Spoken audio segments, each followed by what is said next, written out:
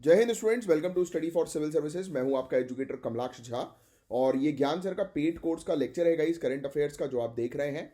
और जिन भी स्टूडेंट्स को ज्ञान सर के पेड कोर्स को ज्वाइन करना है, ये दिए गए नंबर पर आप कांटेक्ट करके ज्वाइन कर सकते हैं। यहाँ पर जीरो से लेकर सिलेक्शन तक की प्रॉपर सिविल सर्विसेज की तैयारी करवाई जाती है। दिए गए नंबर पर कांटेक्ट करके बैच की इंफॉर्मेशन की जानकारी जो है वो ले लीजिए। और ये हमारे टेलीग्राम के चैनल्स और ग्रुप्स हैं जिनको आप ज्वाइन कर सकते हैं। इंस्टाग्राम के पेज को फॉलो कर लीजिएगा, यहाँ पर गवर्नमेंट एग्जामिनेशन से रिलेटेड अपडेट्स आपको मिल जाएंगी। और इसके अलावा ये सब टॉपिक्स हैं आज के, जिनको हम लोग एक एक करके डिटेल में कवर करने वाले हैं। और अभी तक आपने लाइक का बटन हिट नहीं किया तो लाइक का बटन जरूर हिट कर दीजिएगा।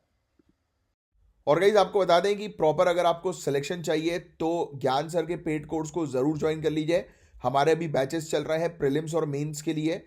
जैसे आप देख सकते हैं UPPCS, BPSC, UKPSC, RO, ARO, BEO, इन सब के बैचेस चल रहे हैं।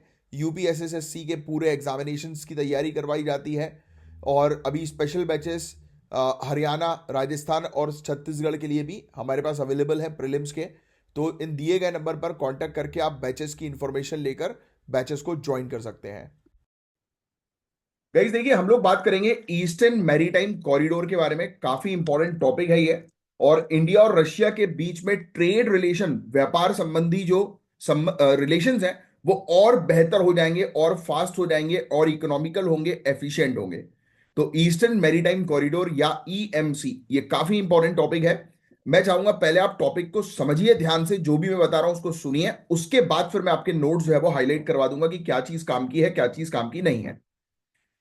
तो देखो, सबसे पहले तो हम बात करते हैं ईएमसी यानी कि ईस्टर्न मैरीटाइम कॉरिडोर क्या है।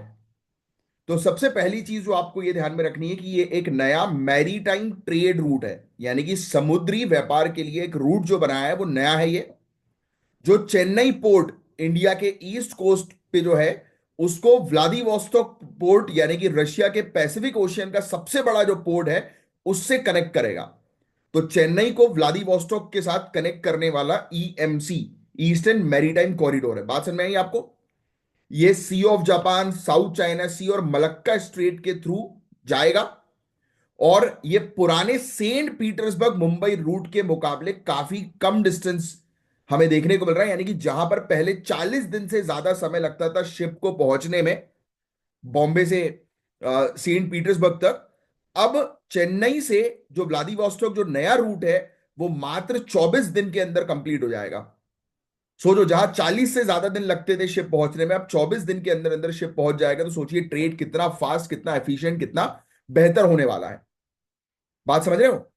और डिस्टेंस भी 8,675 नॉटिकल माइल से रिड्यूस होकर 5,600 नॉटिकल माइल्स जो है वो हो गया है। इससे पैसा और टाइम काफी कम जो है वो लगेगा। पैसा भी कम लगेगा, टाइम भी काफी कम लगेगा। तो देखो, सबसे पहली चीज तो हम लोग को देखने को मिल ही रहा है कि कितना बढ़िया शॉर्ट डिस्टेंस वाला एक हम लोग को देखने को मिल रहा है पॉइंट, है ना।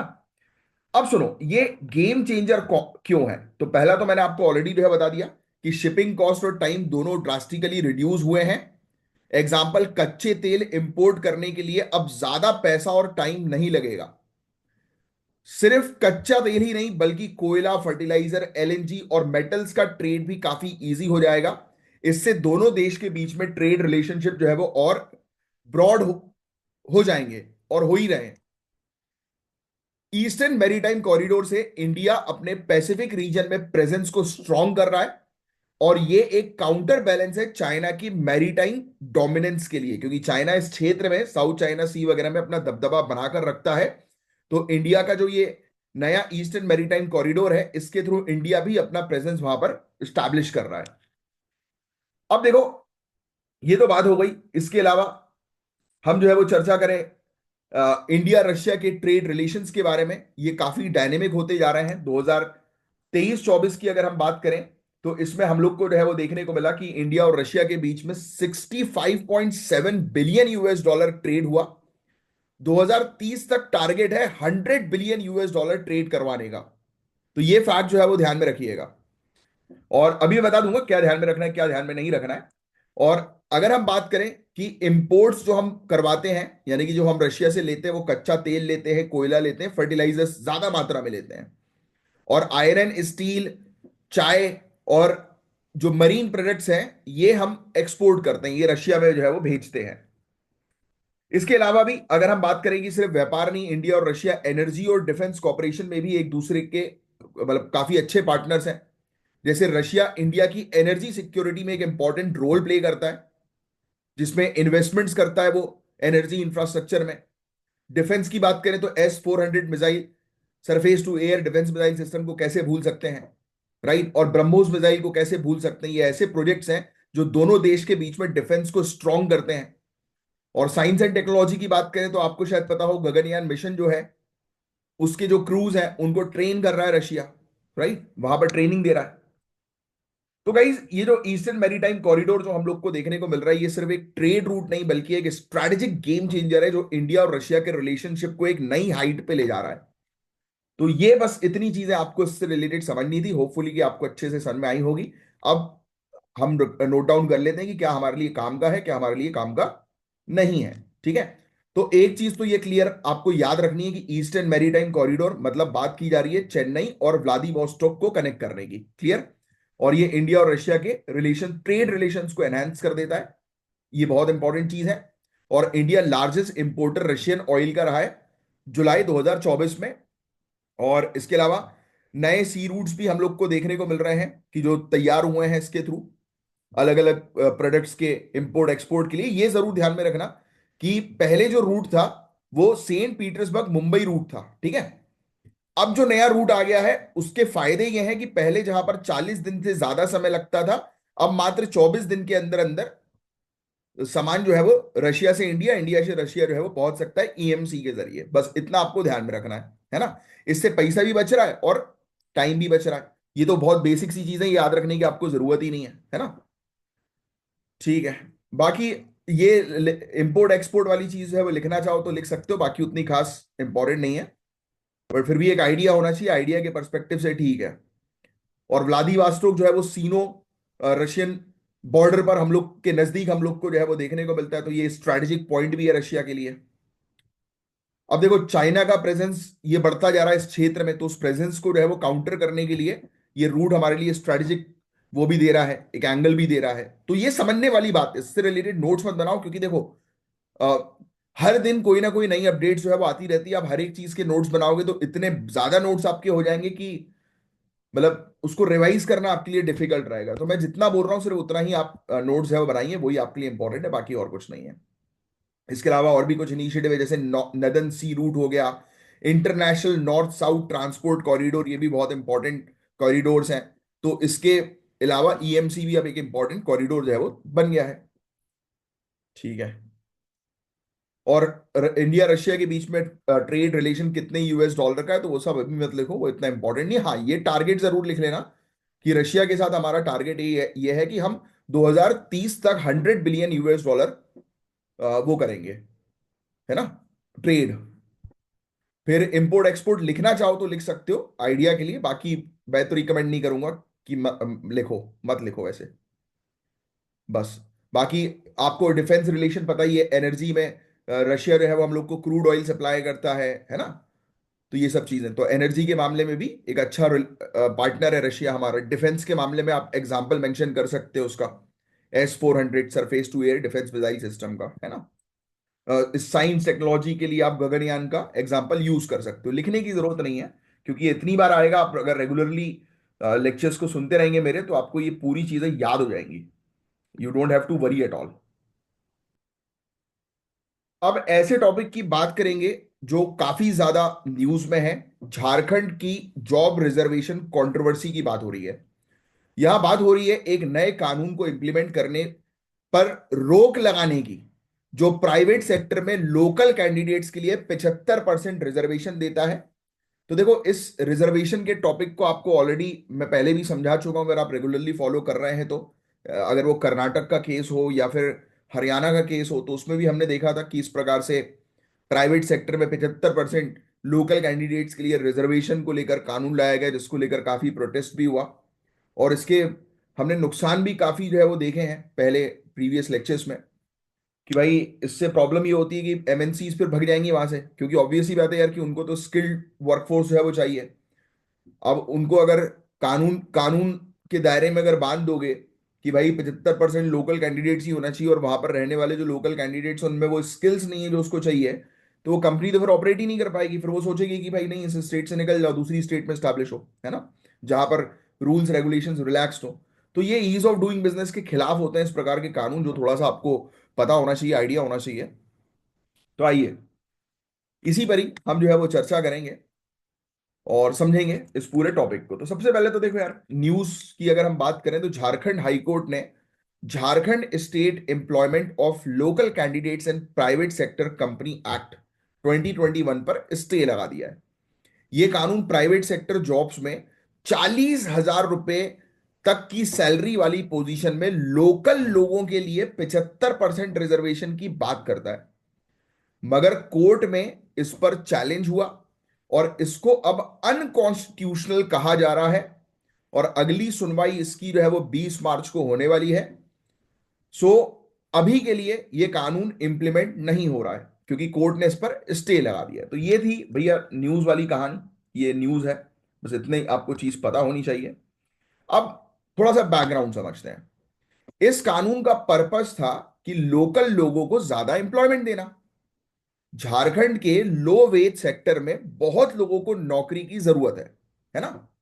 बाहर के माइग्रेंट वर्कर्स की वजह से कंपटीशन बढ़ गया, यानी कि बाहर से जो लोग आए उनके कारण जो लोकल, जो वहां पे रहने वाले जो रेसिडेंट्स हैं, तो उनको बड़ी समस्या हो रही है, दिक्कतें जो है वो हो रही हैं, है ना।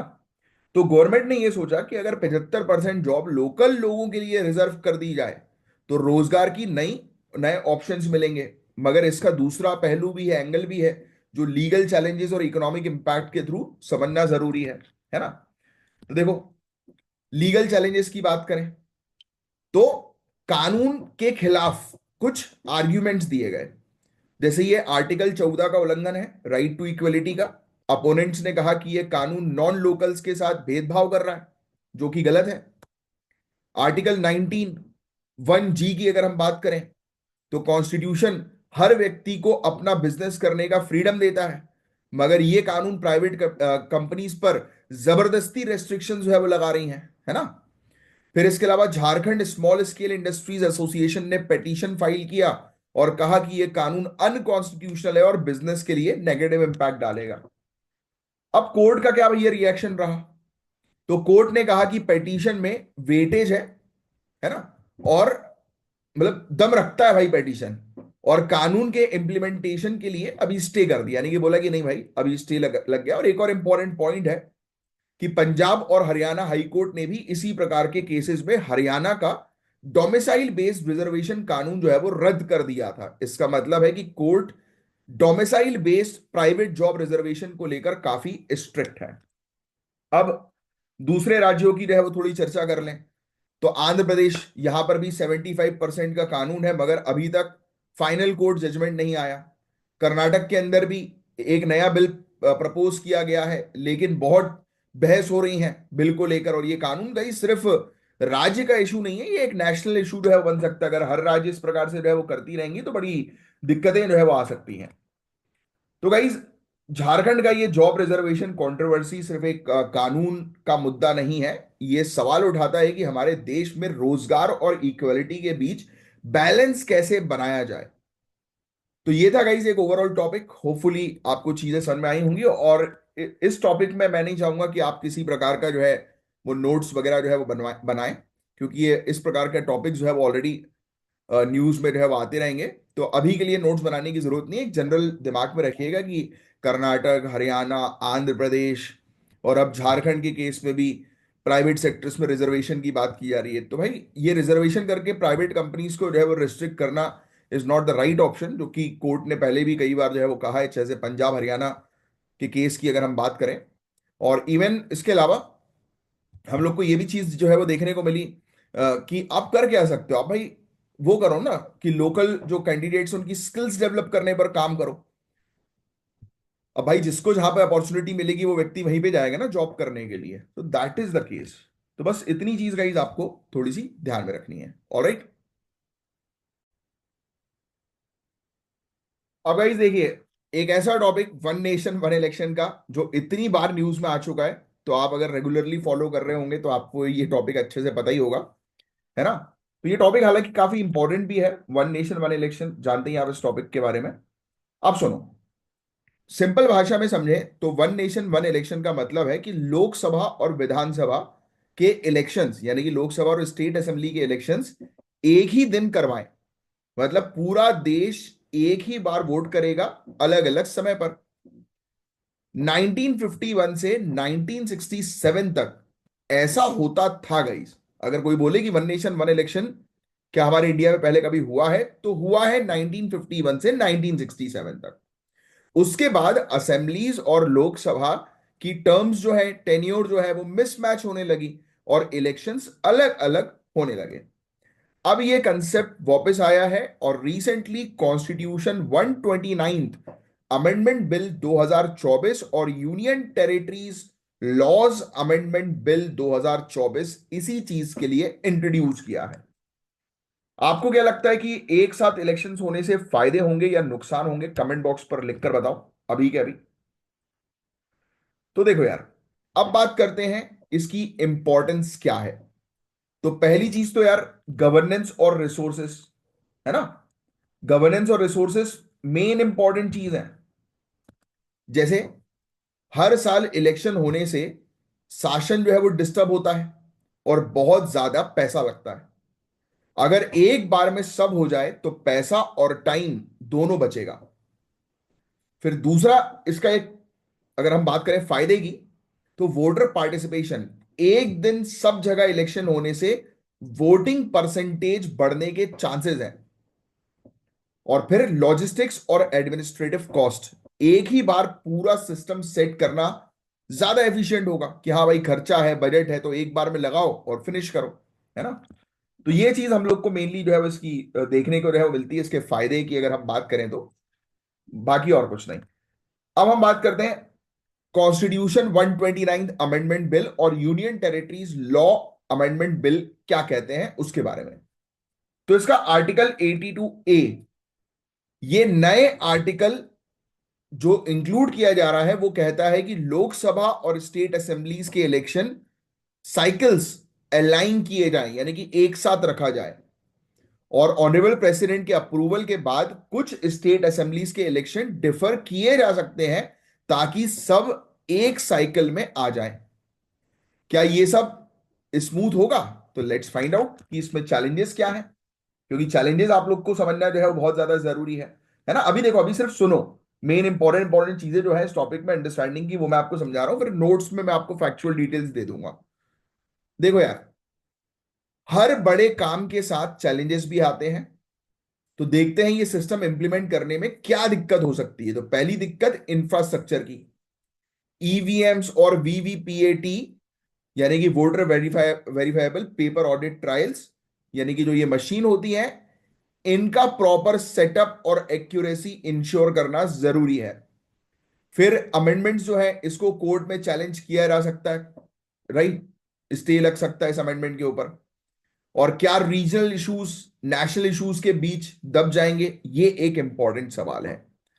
कि ये अभी मैंने आपको द हिंदू एडिटोरियल कवर करवाया था, तो उसमें भी इस चीज पर हमने मतलब फोकस किया, हाईलाइट किया कि कहीं पूरा सिस्टम सेंट्रलाइज ना हो जाए, कहीं स्टेट्स की ऑटोनॉमी इसके चलते जो है वो छिन ना जाए, है ना। तो ये सब भी सवाल आए हैं, चैलेंजेस हैं ये, है ना। और पूरी कंट्री में एक साथ इलेक्शन करवाना एक बहुत बड़ा काम है और प्रॉपर कोऑर्डिनेशन की जरूरत है। थोड़ी सी भी गड़बड़ी बड़ी दिक्कत जो है वो कर सकती है ना। तो ये चीज है। देखो, अब सॉल्यूशंस क्या है, क्या स्ट्रेटेजी बनाएंगी जिससे कि प्रॉपर तरीके से वन नेशन वन इलेक्शन को इंप्लीमेंट किया जा सके। तो देखो यार, सब कुछ क्लियर और ट्रांसपेरेंट होना चाहिए ताकि कोई कंफ्यूजन ना हो, यानी कि लीगल क्लैरिटी होना बहुत जरूरी है।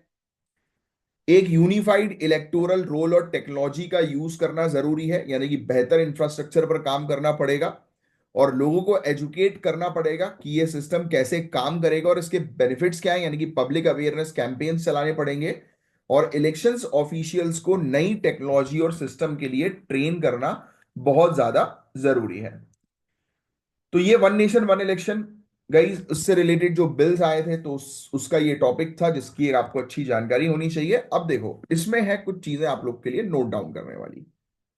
तो सबसे पहली चीज तो हम लोग को देखने को मिल रहा है कि दो बिल्स लाए गए हैं। इन बिल्स के नाम जो है वो ध्यान में रख लो आप। कॉन्स्टिट्यूशन 129th अमेंडमेंट बिल 2024 और union territories laws amendment bill 2024, है ना। फिर पहले क्या हो चुका है, वन नेशन वन इलेक्शन, हाँ बिल्कुल। 1951 से 1967 के पीरियड में हमने देखा कि ऐसे ही होता था, साइमल्टेनियस इलेक्शंस होते थे, है ना। लोकसभा और स्टेट असेंबली के इलेक्शन एक साथ होते थे।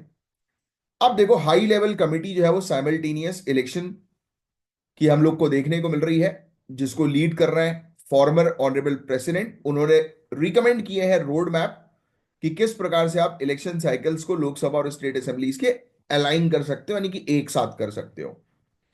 इसका बैकग्राउंड उतना मैंने आपको समझा दिया, वो आप जितनी चीज मैंने आपको समझाई वो आपको ध्यान में रखनी है।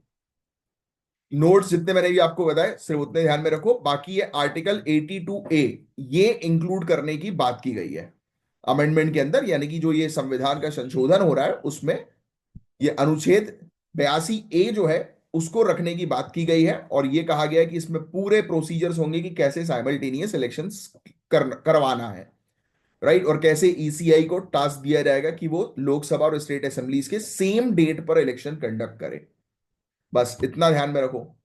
और यूनियन टेरिटरीज को लेकर कानून जो है वो government of national capital territory of Delhi act 1991, Jammu and Kashmir reorganisation act 2019, इसको जो है वो चेंज करेगा ये, है ना। गवर्नमेंट ऑफ यूनियन टेरिटरी 1962, इसको जो है वो संशोधित करने के लिए, इसको चेंज करने के लिए जो है ये लाया गया है union territories law amendment bill, कि जिससे कि साइमल्टेनियस इलेक्शन जो है वो यूनियन टेरिटरीज में भी कंडक्ट हो सके।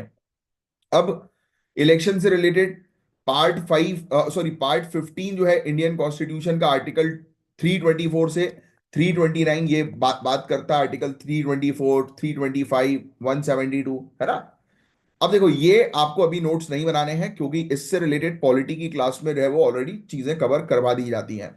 और आपको अगर हमारी क्लासेस ज्वाइन करनी है तो ये देखो ये जो नंबर दिख रहा है, इन नंबर पर कांटेक्ट करके आप क्लासेस ज्वाइन कर सकते हैं।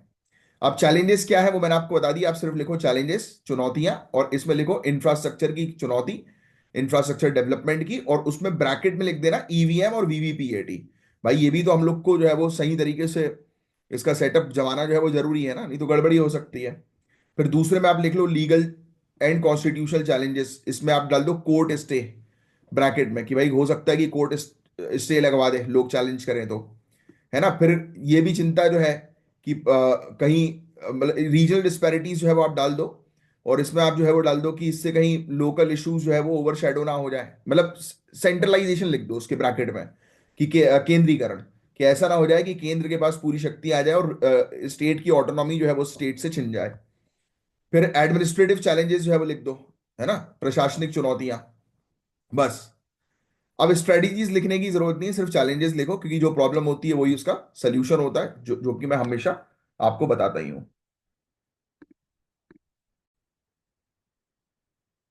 गाइस इंडिया की एफडीआई ग्रोथ हुई है 1 ट्रिलियन रुपए का इन्वेस्टमेंट के रहस्य को हम लोग डिस्कस करेंगे। एफडीआई बूम देखने को मिला है। भारत की इकोनॉमिक ग्रोथ का एक इंपॉर्टेंट पिलर है गाइस ये एफडीआई, फॉरेन डायरेक्ट इन्वेस्टमेंट। तो आओ इसको जो है वो हम लोग जो है वो समझते हैं डिटेल में। और हालांकि इससे रिलेटेड अभी आपको नोट्स नहीं बनाने क्योंकि उतना कुछ खास नहीं है इसमें नोट्स बनाने के लिए, सिर्फ ध्यान से सुनो। तो एफडीआई क्या होता है, आई होप कि बहुत सारे लोगों को ऑलरेडी पता ही है कि जब कोई फॉरेन कंपनी या फॉरेन इंडिविजुअल या फॉरेनर, है ना, सिंपल शब्दों में भारत में पैसा लगाता है तो उसे कहते हैं एफडीआई। ये इन्वेस्टमेंट ग्रीन फील्ड प्रोजेक्ट्स यानी कि नए बिजनेसेस, या ब्राउन फील्ड प्रोजेक्ट यानी कि जो ऑलरेडी एग्जिस्टिंग बिजनेस है उसमें हो सकता है ना। एफडीआई भारत के लिए इंपॉर्टेंट क्यों है, इसमें आपको तीन चीजें ध्यान में रखना बहुत ज्यादा जरूरी है ना। पहली चीज तो ये पैसा लाता है बिना लोन लिए, है ना, इन्वेस्टमेंट, यानी नॉन डेट फंडिंग इसको आप कहते हो। दूसरा टेक्नोलॉजी ट्रांसफर होता है, नए इनोवेशंस और नई टेक्निक्स इंडिया में आती हैं और रोजगार का मौका जो है वो मिलता है ना। चाहो तो ये तीन चीज आप लिख सकते हो कि लिख लो आप कि एफडीआई जो है वो क्यों इंपॉर्टेंट है इंडिया के लिए। पहला तो नॉन डेट फंडिंग, क्या लिखोगे, नॉन डेट फंडिंग, मतलब बिना लोन लिए पैसा आ रहा है, नॉन डेट फाइनेंशियल, जिसको हम लोग जो है बोलते हैं ना, फाइनेंशियल रिसोर्स है ये। पैसा भी लाता है, फिर लाता है टेक्नोलॉजी, है ना, टेक्नोलॉजी भी ला रहा है और एम्प्लॉयमेंट अपॉर्चुनिटीज जो है वो जनरेट कर रहा है। बस इतना लिख लो आप, बहुत है। अब सुनो, 2024-25 के फिस्कल ईयर के पहले 6 महीने में भारत में 42.1 बिलियन यूएस डॉलर का एफडीआई आया, जो पिछले साल के कंपैरिजन में 26% ज्यादा है। और since 2000 Bharat 1 trillion rupees FDI inflow का माइलस्टोन पार कर चुका है। That is a important news, ये मेंशन कर लेना कि 1 ट्रिलियन रुपीस का एफडीआई इनफ्लो सन 2000 से हम लोग जो है वो सरपास कर चुके हैं, यानी कि 1 ट्रिलियन रुपीस से ज्यादा एफडीआई जो है वो इंडिया के अंदर पार्क हो चुका है, इन्वेस्ट हो चुका है। वेरी वेरी इंपॉर्टेंट, समझे आप बात को। और ये सब कैसे पॉसिबल हुआ? तो ऑब्वियसली एक स्ट्रॉन्ग बिजनेस एनवायरनमेंट की वजह से और बेहतर पॉलिसीज की वजह से, क्योंकि बेहतर पॉलिसीज नहीं होती तो ये इंप्लीमेंट होना मुश्किल था। मेक इन इंडिया का रोल, जीएसटी का रोल, है ना, मेक इन इंडिया कैंपेन ने मैन्युफैक्चरिंग सेक्टर में नए इन्वेस्टर्स को अट्रैक्ट किया। जीएसटी के थ्रू एक यूनिफॉर्म टैक्स सिस्टम क्रिएट किया गया जो बिजनेस के लिए इजी हुआ। वर्ल्ड बैंक के डूइंग बिजनेस रिपोर्ट में भारत 2014 के 142nd रैंक से अब 63rd रैंक पर आ गई है। सोचो, 2014 में 142nd रैंक पर थे हम ईज ऑफ डूइंग बिजनेस के मामले में। अब हमने इतना सिस्टम सिंप्लीफाई कर दिया है, बिजनेसेस को स्टैब्लिश करना इतना आसान बना दिया है कि हम 63rd पोजीशन पर, 63rd रैंक पर आ गए पूरे दुनिया भर में। और 2023 के ग्लोबल इनोवेशन की भी अगर हम जो है वो चर्चा करें, इंडेक्स की, ग्लोबल इनोवेशन इंडेक्स, तो उसमें भारत 40वीं रैंक पर है। ग्रीन फील्ड इन्वेस्टमेंट यानी कि नए बिजनेस के इन्वेस्टमेंट के मामले में हम दुनिया में तीसरी पोजीशन पर आ गए हैं। तो ये सब चीजें कैसे हो रही हैं, कैसे? ये देखो, ये सब रैंक्स वगैरह भी आपको याद रखनी है तो रख लेना, भी मैं आपको बता दूंगा, पहले सुन लो आप।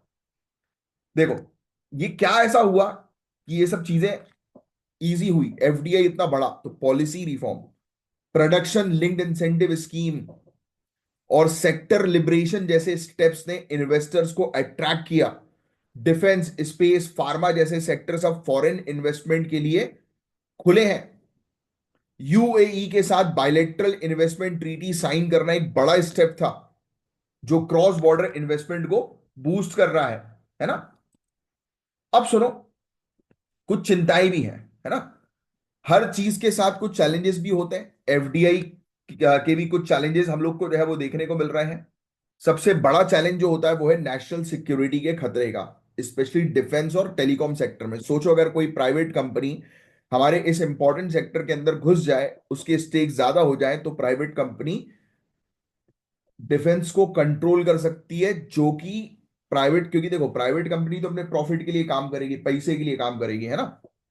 वो देश की सिक्योरिटी के लिए तो काम नहीं करेगी, वो तो अपनी पॉकेट भरने के लिए काम करेगी। तो वो कॉम्प्रोमाइज भी कर सकती है देश की सिक्योरिटी को अपने फायदे के लिए। फिर फॉरेन कंपनीज, मैंने आपको बताया कि प्रॉफिट इंडिया से ले जाती हैं, जो लोकल ग्रोथ को लिमिट कर सकता है, यानी कि हमारी ऑब्वियसली बात है, वो जो कमाएंगे वो अपनी कंट्री के अंदर जो है वो इन्वेस्ट करेंगे ना फिर। तो वो जितना भी प्रॉफिट है वो इंडिया से बाहर जो है वो ले जाते हैं। ये भी एक इशू है। फिर लोकल बिजनेस को कंपटीशन का सामना करना पड़ता है, जो उनके सर्वाइवल के लिए बहुत प्रॉब्लम होती है, क्योंकि फॉरेन से आई हुई कंपनी के पास टेक्नोलॉजी है, इनोवेशंस है, राइट। तो ये सब चीजें वो लेकर आई है अपने साथ, तो वो लोकल बिजनेस से बेहतर पोजीशन पर रहती है और इससे लोकल बिजनेस को जो है वो नुकसान हो जाता है। तो अब सोल्यूशन की बात करें तो गाइस, सोल्यूशन में ईज ऑफ डूइंग बिजनेस को हमें और इंप्रूव करना पड़ेगा। ग्रीन टेक्नोलॉजीज यानी कि नए बिजनेसेस की अगर हम बात करें, ग्रीन फील्ड प्रोजेक्ट्स की बात करें, रेन्यूएबल एनर्जी की बात करें, सस्टेनेबल इन्वेस्टमेंट की बात करें, तो इन सब एरियाज पर फोकस करना जरूरी है ना। तो ये चीजें हैं। तो एफडीआई भारत की इकोनॉमी के लिए गेम चेंजर बन गया है, और अगर हम इस ग्रोथ को सस्टेन करते हैं तो इंडिया एक ग्लोबल इकोनॉमिक सुपर पावर बनने के रास्ते पर है गाइस। तो ये चीज है। मुझे कल एक स्टूडेंट ने, यानी कि लास्ट लेक्चर में एक स्टूडेंट ने पूछा था, हमारी रेगुलर स्टूडेंट है, और बहुत बढ़िया, मैं आप लोग के गाइस सभी के कमेंट्स देखता हूँ, आप टेंशन मत लिया करो कि मैं किसी कमेंट देख रहा हूँ नहीं देख रहा हूँ। मैं सबके देखता हूँ। और कमेंट्स किया करो आप लोग, आंसर्स वगैरह लिखा करो, हमारे रेगुलर स्टूडेंट्स तो लिखते ही हैं।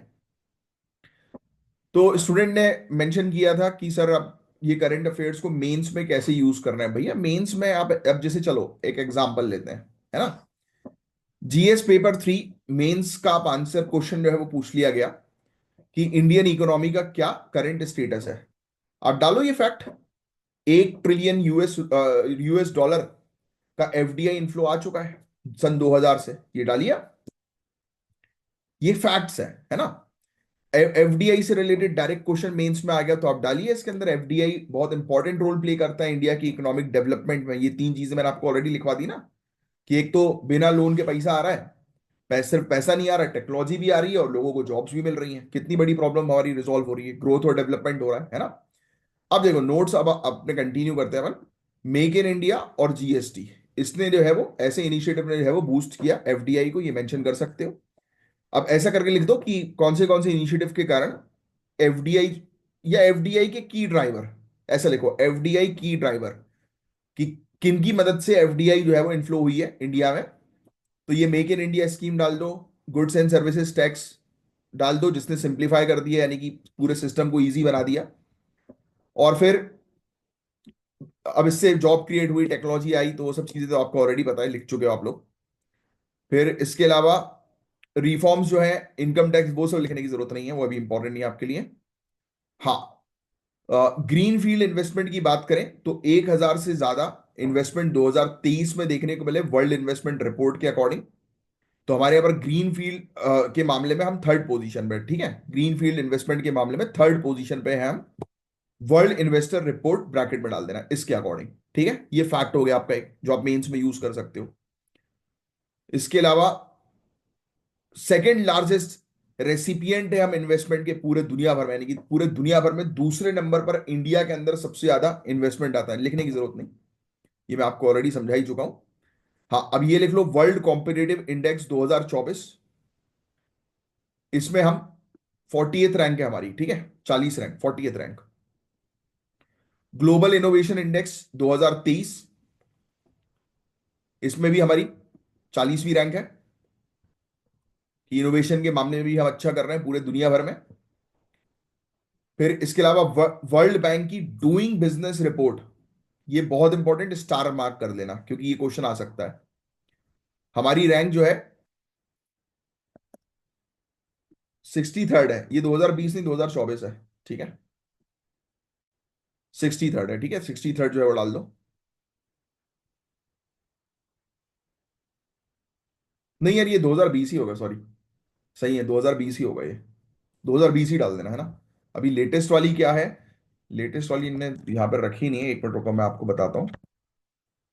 वर्ल्ड डूइंग बिजनेस की लेटेस्ट रिपोर्ट जो है, अरे यार ये 2021 के बाद से रिपोर्ट जो है वो डिसकंटिन्यू हो गई है। हाँ ठीक है, sorry sorry sorry, my bad.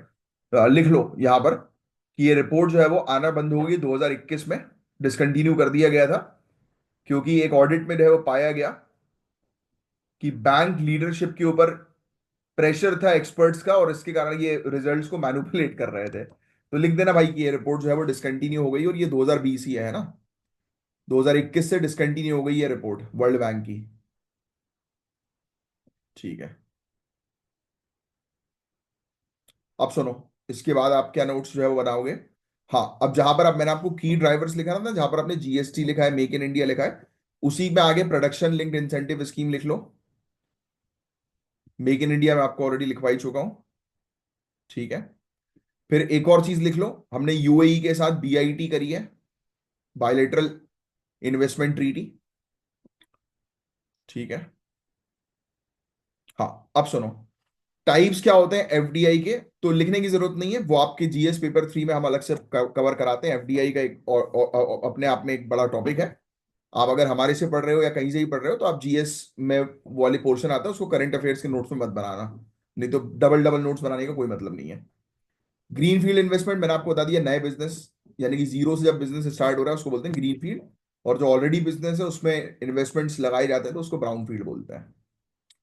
हाँ, ये लिख लो आप, foreign exchange management act FEMA 1999, India के अंदर इस कानून के तहत जो है वो गवर्न की जाती है एफडीआई। शासन जो होता है एफडीआई का इस कानून के तहत होता है। ये बहुत इंपॉर्टेंट है, जो एग्जाम में आ सकता है। और DPIIT, department of promotion of industry and internal trade, ये जो है ये बेसिकली एडमिनिस्टर करता है। क्वेश्चन आ सकता है ना कि एफडीआई को कौन सा डिपार्टमेंट एडमिनिस्टर करता है, तो ये प्रीलिम्स में पूछा जा सकता है आपसे। इंडिया के अंदर जो है वो ऑटोमेटिक रूट हम लोग को जो है वो देखने को मिलता है, जहां पर गवर्नमेंट अप्रूवल की आवश्यकता नहीं होती। और एक होता है गवर्नमेंट रूट जहां पर गवर्नमेंट के अप्रूवल की आवश्यकता होती है। तो ये दो प्रकार के रूट्स होते हैं जिसके थ्रू एफडीआई इंडिया के अंदर आता है। चिंता एफडीआई से रिलेटेड क्या क्या है ये लिख लेना। नेशनल सिक्योरिटी की चिंता, ये चारों पॉइंट से बुलेट पॉइंट्स लिखो। इकोनॉमिक डिपेंडेंस, हम लोग एफडीआई के ऊपर अगर ज्यादा डिपेंडेंट हो जाएंगे तो दिक्कत हो सकती है। प्रॉफिट देश के बाहर चला जाएगा, है ना, ये लिख लो। और लोकल बिजनेस के ऊपर इंपैक्ट होगा। और एनवायरमेंटल और लेबर का भी इशू हम लोग को देखने को मिल सकता है। फॉरेन इन्वेस्टमेंट स्पेशली बड़ी बड़ी इंडस्ट्रीज वगैरह जो होती हैं ये एनवायरमेंट को खराब कर देंगी और लोकल लेबर्स को एक्सप्लॉइट करेंगी। बस ये हो गया भैया आपका पूरा नोट्स के साथ पूरे टॉपिक को। होपफुली आपको अच्छे से समझ में आ गया होगा, काफी इंपॉर्टेंट टॉपिक था वो। अब आगे बढ़ेंगे। अब गाइस देखो, जो टॉपिक है वो प्रोटेक्टेड एरिया रिजीम का टॉपिक है। आपको याद आ रहा हो कि हमने इस टॉपिक को जो है वो ऑलरेडी द हिंदू के एडिटोरियल वाले सेक्शन में कवर किया था, है ना। तो इसी के बारे में हम फिर से चर्चा कर लेते हैं। जिन्होंने नहीं कवर किया वो द हिंदू वाले एडिटोरियल्स को भी कवर किया करो, क्योंकि उसमें भी एक अच्छी क्लैरिटी आपको मिल जाती है। तो प्रोटेक्टेड एरिया रिजीम या पीएआर, ये रिसेंटली इंपोज की गई है मणिपुर, मिजोरम, नागालैंड में। तो आओ इस पर बात करें। तो न्यूज यही है कि यूनियन होम मिनिस्ट्री ने रिसेंटली मणिपुर, मिजोरम और नागालैंड में प्रोटेक्टेड एरिया रिजीम को फिर से लागू कर दिया है। इसका क्या रीजन है? इसका रीजन है सिक्योरिटी का इशू। फॉरेन नेशनल्स का इलीगल इन्फ्लक्स हो रहा था, यानी कि घुसपैठिए बहुत ज्यादा आ रहे थे भारत के अंदर, नेबरिंग कंट्रीज जैसे म्यांमार से। और पहले 2010 में पीएआर को रिलैक्स किया गया था टूरिज्म को प्रमोट करने के लिए, लेकिन अब इश्यूज को देखते हुए ये रिलैक्सेशन खत्म कर दिया गया है। और अब कोई भी फॉरेनर अगर इन्हें यहां पर विजिट करना है, यानी कि उन एरियाज में जहां पर जो प्रोटेक्टेड एरिया रिजीम के अंडर आ गए हैं, तो अगर किसी फॉरेनर को यहां पर विजिट करना है तो उसके लिए उन्हें परमिशन लेनी पड़ेगी, जिसको बोलते हैं प्रोटेक्टेड एरिया परमिट्स। और ये फॉरेनर्स प्रोटेक्टेड एरियाज ऑर्डर्स 1958 के तहत आता है। अब सुनो प्रोटेक्टेड एरिया रिजीम के बारे में डिटेल में। देखो यार, ये एक फ्रेमवर्क है जो फॉरेनर्स प्रोटेक्टेड एरियाज ऑर्डर 1951 के, सॉरी 58 के अंडर बनाया गया है। इसका मेन ऑब्जेक्टिव है कि जो सेंसिटिव एरियाज होते हैं वहां पर फॉरेनर्स की मूवमेंट को रेगुलेट करना। ये एरियाज यूजुअली स्ट्रेटेजिकली इंपॉर्टेंट होते हैं, जैसे इंडिया की नॉर्थ ईस्टर्न स्टेट्स। यहां पर एथनिक टेंशन हो सकती है, इंसर्जेंसी का इशू हो सकता है, या पॉलिटिकल इंस्टेबिलिटी का रिस्क होता है, तो उन एरियाज को प्रोटेक्टेड एरिया की कैटेगरी में डाल दिया जाता है। इसके फीचर्स के बारे में अगर हम चर्चा करें तो फॉरेनर्स को पहले परमिशन लेनी होती है इन एरियाज पर विजिट करने की। प्रोटेक्टेड एरिया परमिट्स मैंडेटरी है फॉरेनर्स के मूवमेंट को मॉनिटर करने के लिए और सिक्योरिटी इंश्योर करने के लिए। ये एरियाज इंटरनेशनल बॉर्डर के पास होती हैं या पॉलिटिकली सेंसिटिव रीजन भी हो सकते हैं। एग्जांपल अरुणाचल प्रदेश, मणिपुर, मिजोरम, नागालैंड और सिक्किम के पार्ट्स हम लोग को देखने को मिल सकते हैं। फिर इसके अलावा आगे की चर्चा करें तो अभी इसको क्यों रीइंपोज किया गया, ये सवाल उठ रहा है। तो देखो, मैंने आपको ऑलरेडी बताया, स्पेशली म्यांमार से जो है वो काफी सारे घुसपैठिए इंडिया के अंदर आ रहे थे। इलीगल इमिग्रेंट्स जिसको आप बोल सकते हो, या रेफ्यूजी जिसको आप बोल सकते हो। क्रॉस बॉर्डर एक्टिविटीज बढ़ गई हैं जो सिक्योरिटी के लिए खतरा बन रही हैं। मणिपुर सरकार ने सस्पिशियस ऑर्गेनाइजेशन जैसे कि कुकी जो काउंसिल के क्लेम्स पर सवाल उठाए हैं, जो कंफ्यूजन क्रिएट कर सकते हैं और दंगे की स्थिति जो है वो बन सकती है। तो ये एक इशू हम लोग को जो है वो देखने को मिल रहा है। अब फॉरेनर्स प्रोटेक्टेड एरिया ऑर्डर 1958 की बात करें तो ये ऑर्डर गई सेंसिटिव रीजन्स में फॉरेनर्स की मूवमेंट को कंट्रोल करता है। इनर लाइन बाउंड्री के बियॉन्ड स्पेशल परमिट लेना होता है। हिस्टोरिकल कंटेक्स्ट देखें तो 1946 का फॉरेनर्स एक्ट यहां एप्लीकेबल है, जो इंटरनल सिक्योरिटी इंश्योर करने के लिए बनाया गया था। फिर इसके अलावा आगे की जो है वो चर्चा करें तो मणिपुर, मिजोरम, नागालैंड में काफी एथनिक वायलेंस देखने को मिले, दंगे देखने को मिले, इलीगल इमिग्रेशन की प्रॉब्लम देखने को मिल रही हैं, क्रॉस बॉर्डर खतरा जो है वो बढ़ता जा रहा है, जो जो सिक्योरिटी को और कॉम्प्लेक्स बना रहा है। मई 2023 से मणिपुर में कुकी, जो और मेतेई कम्युनिटी के बीच कॉन्फ्लिक्ट चल रहा है। आपको पता होगा, हमने इसको भी डिस्कस किया था पहले। 250 से ज्यादा लोग जो है वो मारे गए इस क्षेत्र में, मणिपुर में। 60,000 से ज्यादा लोग जो है वो अभी वहां से डिस्प्लेस हो चुके हैं, अपना घर छोड़ के जा चुके हैं। तो गाइस देखो, बैलेंस क्रिएट करना बहुत ज्यादा इंपॉर्टेंट है ना। कैसे? सिक्योरिटी और टूरिज्म के बीच बैलेंस बनाना जरूरी है। एकदम से आप अगर स्ट्रिक्टनेस कर दोगे तो वहां पर टूरिज्म जो है वो नहीं हो पाएगा। और रीजनल स्टेबिलिटी पर काम करो, जिससे कि ये सब पॉलिटिकल और एथनिक टेंशन जो है वो रिजॉल्व हो सके, है ना। तो ये एक शॉर्ट टर्म स्टेप है गाइस, इसको भी फिर से लगाया गया स्ट्रिक्टनेस जो दिखाई जा रही है। तो ये एक शॉर्ट टर्म मेजर आप कह सकते हो, उपाय आप बोल सकते हो स्टेबिलिटी को मेंटेन करने के लिए। That's it. अब चलो इससे रिलेटेड तो नोट्स बनाने पड़ेंगे, काफी इंपॉर्टेंट टॉपिक है ये। देखो अभी आपको एक जनरल आइडिया होना चाहिए कि protected area regime Manipur, Mizoram और नागालैंड में लगाया गया। ब्रैकेट में लिख देना क्यों, क्योंकि फॉरेनर्स की एंट्री बहुत ज्यादा हो रही थी म्यांमार से। ठीक है। और अभी 14 साल के लिए हटा दिया गया था, फिर से लगा दिया गया है। सन 2000 में हटाया गया था, दोबारा से 2024 में लगा दिया गया है। लिखना चाहो तो लिख लो, वरना जरूरत नहीं है। अच्छा, ये किस कानून के तहत इसको रेगुलेट किया जाता है? तो ये फॉरेनर्स प्रोटेक्टेड एरियाज ऑर्डर 1958 के अकॉर्डिंग ये होता है।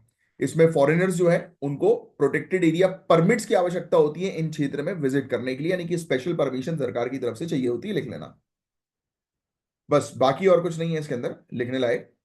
इसके फीचर जो है वो यही होते हैं कि एक्सेस रेस्ट्रिक्ट हो जाता है, जो मैंने आपको बता दिया, लिखने की जरूरत नहीं। प्रोटेक्टेड एरिया परमिट्स की भी मैंने आपको बात कर दी। और ये सेंसिटिव रीजन होते हैं, वहां पर रहता है जहां पर पॉलिटिकल टेंशन चल रही है, नक्सलिज्म का इशू है, या सॉरी इंसर्जेंसी का इशू है, राइट। तो इस तरीके के इश्यूज जब रहते हैं तब ये फॉरेनर्स की मूवमेंट को ट्रैक करने के लिए, कंट्रोल करने के लिए, मॉनिटर करने के लिए इम्पोज किया जाता है। बस इतना आप ध्यान में रखो, बाकी और कुछ नहीं ऐसा ध्यान में जो है वो रखने की या नोट्स बनाने की। बस शॉर्ट जितनी चीज बताई उतने नोट्स बना दो। हाँ, ये कुकीजो काउंसिल या कुकीजो और मेतेई, आप ध्यान में रखिए, कुकीजो ट्राइबल पीपल और मेतेई के बीच में डिस्प्यूट है मणिपुर के अंदर। तो ये भी एक इशू है जिसके कारण से ये इम्पोज किया गया। बस दैट्स इट। अब देखो एक क्वेश्चन है आपके सामने, बट पहले मैं आपको चीजें जो बता रहा हूं उसको ध्यान से सुनो, फिर आगे बढ़ेंगे हम लोग। आज एक ऐसी नदी के बारे में बात करेंगे जो एक समय पर लाइफलाइन मानी जाती थी, पता है, इंडिया की। और अब ये, इसका हाल जो है वो कुछ ऐसा हो गया कि ये डेड रिवर मानी जा रही है, डेड रिवर।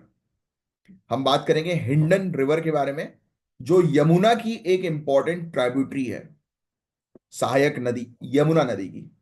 तो आइए डिस्कस करते हैं सिंपल तरीके से इस टॉपिक को, उसके बाद फिर आप इस क्वेश्चन का आंसर खुद से दीजिएगा वीडियो को पॉज करके। तो हिंडन रिवर यमुना की एक छोटी सी सहायक नदी है जो पूरे उत्तर प्रदेश से गुजर कर यमुना में मिलती है।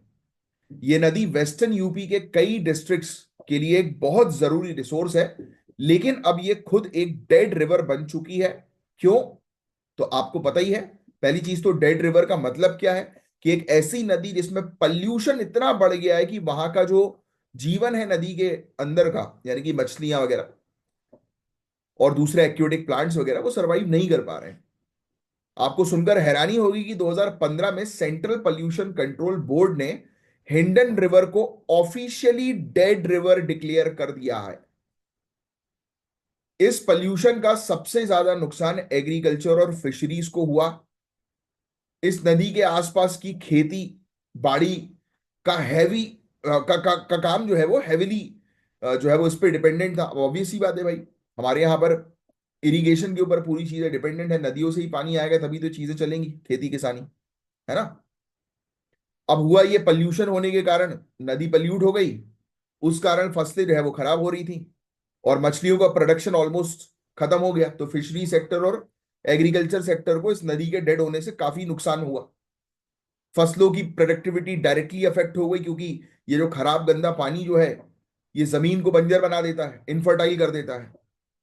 क्रॉप का आउटपुट जो है वो कम होने लगा, और किसानों को बड़ी परेशानी फेस करनी पड़ी। मछली पकड़ने का काम भी लगभग बंद हो गया, क्योंकि नदी का पानी जीव जंतु के लिए टॉक्सिक हो चुका था, जहरीला हो चुका था। अब लोकल इकोनॉमी सोचिए कितनी बुरी तरह से इससे डिस्टर्ब हुई है। अब सवाल उठता है कि हिंडन नदी इतनी पल्यूटेड हुई कैसे भाई, कि डेड रिवर इसको जो है वो घोषित कर दिया गया। ऐसा क्या हुआ? तो पहला रीजन है इंडस्ट्रियल वेस्ट डिस्चार्ज बिना ट्रीटमेंट के सीधा नदी में छोड़ दिया। इंडस्ट्री से वेस्ट निकाला, बिना ट्रीट किए नदी के अंदर छोड़ दिया। दूसरा रीजन है सीवेज वेस्ट। कई जगह नदी को गटर की तरह ट्रीट किया जाता है। और तीसरा रीजन है केमिकल फर्टिलाइजर और पेस्टिसाइड जो खेतों से फ्लो होकर नदी में मिल जाता है। तो क्या हिंडन रिवर फिर से जिंदा हो सकती है? तो बिल्कुल, अगर हम इस पर काम करें तो। अब वही जो प्रॉब्लम है वही इसका सोल्यूशन है कि इंडस्ट्रीज के वेस्ट को ट्रीट करके नदी में छोड़ो भाई। दूसरा, लोकल अवेयरनेस बढ़ाओ, लोगों को बोलो कि भाई नदी को साफ रखना जो है वो सबकी जिम्मेदारी है, उसमें कचरा न डालें। और गवर्नमेंट पॉलिसीज को स्ट्रिक्ट करना पड़ेगा, है ना। तो हिंडन रिवर गाइस, ये कहानी हमें ये सिखाती है कि प्रकृति जो है, प्रकृति, नेचर, इसके साथ समझौता करने का नतीजा हम सभी को भुगतना पड़ता है। क्लाइमेट चेंज देख लो ना आप। हमने क्या किया, पॉल्यूशन कर करके इतनी बुरी स्थिति जो है वो क्रिएट कर दी कि जलवायु परिवर्तन में टेम्परेचर बढ़ता जा रहा है, हालत खराब होती जा रही है ना। तो ये था पूरा ओवरऑल टॉपिक। अब ट्राई करो इसका आंसर जो है वो देने की। कैलाश मानसरोवर की यात्रा की बात की जाएगी। कोई गया है कैलाश मानसरोवर? बताओ नीचे कमेंट बॉक्स में लिखकर अपना एक्सपीरियंस, अगर कोई गया है तो। मैं तो नहीं गया अभी तक, बट जाने की बड़ी इच्छा है और जल्दी जाऊंगा और फिर आपको अपना एक्सपीरियंस बताऊंगा। तो हम इसी टॉपिक को जो है वो डिस्कस करेंगे। पहले ध्यान से सुन लो, फिर उसके बाद फिर इस क्वेश्चन का आंसर बताना। कैलाश मानसरोवर यात्रा की हम बात करने वाले हैं, काफी इंपॉर्टेंट टॉपिक भी है। तो कैलाश मानसरोवर की इंपॉर्टेंस क्या है? तो माउंट कैलाश, जो कैलाश पर्वत है ना गाइस, ये सिर्फ हिंदू ही नहीं बल्कि जैन, बुद्धिस्ट और बौद्ध धर्मों के लिए एक काफी पवित्र साइट मानी जाती है। हिंदू धर्म के अनुसार ये भगवान शिव का घर है, जहां वो बताया जाता है कि कैलाश पर्वत पर तपस्या करते हैं। बुद्धिस्ट इसे एक्सिस मुंडी कहते हैं, जो दुनिया का सेंटर माना जाता है। जैनिज्म में ये ऋषभ देव भगवान जी के मोक्ष प्राप्ति का स्थल माना गया है। और बौद्ध रिलीजन में ये एक स्पिरिचुअल सेंटर है। इसका साथ ही, मतलब ये सब रिलीजन के साथ ही, मानसरोवर लेक जो दुनिया की सबसे ऊंची फ्रेश वाटर लेक है, उसे भी धार्मिक और इकोलॉजिकल रूप से बहुत इंपॉर्टेंस मिली है। इमेजिन कीजिए, इतनी स्पिरिचुअल जगह पर विजिट करना एक डिवाइन एक्सपीरियंस से कम नहीं होगा, है कि नहीं। अब बात करते हैं कैलाश मानसरोवर यात्रा के रूट्स की, जो एग्जामिनेशन के लिए आपके लिए बहुत इंपॉर्टेंट है। देखो यार, यहां पर दो मेन रूट है। एक उत्तराखंड के अंदर लीपू लेक पास, ये पासेस से रिलेटेड क्वेश्चन आ जाते हैं कि ये फलाना पास जो है वो कौन से राज्य में है। लीपू लेक पास उत्तराखंड, ये रूट इंडिया के उत्तराखंड से स्टार्ट होता है और ये काफी चुनौतियों भरा है, क्योंकि इसमें ट्रैकिंग इन्वॉल्व होती है। और इस रूट का ज्योग्राफिकल सिग्निफिकेंस भी काफी ज्यादा है। दूसरा है सिक्किम से होता हुआ नाथुला पास। नाथुला पास कौन सा? सिक्किम वाला। ये कंपैरेटिवली थोड़ा सा इजी रूट है और बुजुर्ग लोगों के लिए काफी सही माना जाता है। और इस रूट से चाइना का तिब्बत क्षेत्र एंटर किया जाता है, यानी कि चाइना एंटर होता है इसमें, तिब्बत क्षेत्र। पर ये दोनों रूट्स अभी सस्पेंडेड है 2020 से, कोविड 19 और चाइना के साथ इश्यूज के चलते। बट अब फिर से इसको ओपन करने की बात अभी की गई है रीसेंट डिस्कशन में, जो इंडिया और चाइना के बीच में हम लोग को देखने को मिला। अब बताओ भैया, इसका क्या होगा करेक्ट आंसर, कमेंट बॉक्स पर जो है वो लिखकर। और देखो, मैंने आप लोग को जो ये प्रोटेक्टेड एरिया रिजीम के टॉपिक को पढ़ाया था ना, उसी से रिलेटेड ये मेंस का क्वेश्चन है कि एनालाइज करो कि दोबारा से इसको जो रीइंपोज किया गया है उसके ऊपर ट्राई करना है इसका 120 वर्ड में जो है वो आंसर लिखने की, क्योंकि जो भी इंपॉर्टेंट चीजें थी इससे रिलेटेड वो मैंने आपको बता दी। और बाकी हमारे कोर्सेज के लिए आप इन नंबर पर जरूर कांटेक्ट करके जानकारी जो है वो ले सकते हैं। और काफी बेनिफिट मिलेगा अगर आप हमारे कोर्सेज को जो है वो लेते हैं, तो एक अच्छी अंडरस्टैंडिंग डेवलप होगी। और जो भी आपके डाउट्स हैं वो भी क्लियर किए जाते हैं स्पेशल ग्रुप्स के थ्रू। तो आप ज्वाइन कर सकते हैं बस। और आज के लिए इतना ही था, इतना ही